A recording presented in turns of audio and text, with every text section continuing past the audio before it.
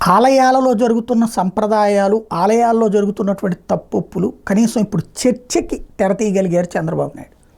లడ్డూ వివాదం ద్వారా సనాతన ధర్మానికి జరుగుతున్నటువంటి అన్యాయం, అవమానాలకు సంబంధించిన చర్చ ప్రతి గుళ్ళో ఇప్పుడు కనబడుతుంది. ఇప్పుడు ఎక్కడ తప్పు జరిగినా ఏ భక్తుడు ఊరుకోడు, వదిలిపెట్టడు, నిలదీస్తాడు, ప్రశ్నిస్తాడు. ఆల్రెడీ జగన్ హయాంలో చేసిన దాన్ని నిలదీస్తున్నారు, తప్పుపడుతున్నారు, ప్రశ్నిస్తున్నారు అప్పుడు జరిగినటువంటి వాటి మీద.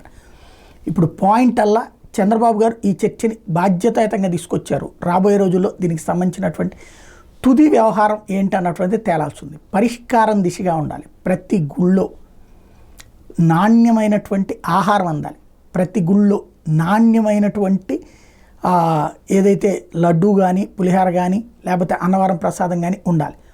ప్రతి గుళ్ళో నాణ్యతా ప్రమాణాలు పెంచాల్సిన అవసరం ఈ రోజున చంద్రబాబు గారు తీసుకొచ్చినటువంటి వ్యవహారంతో చర్చనీయాంశమైంది. ఇప్పుడు ప్రతి గుళ్ళ దగ్గర కూడా ఎమ్మెల్యేలు వెళ్తున్నారు, అందరూ వెళ్తున్నారు. కాబట్టి రాబోయే రోజుల్లో ఆలయాలకు మంచి జరుగుతుందని, జరగాలని కోరుకుందాం.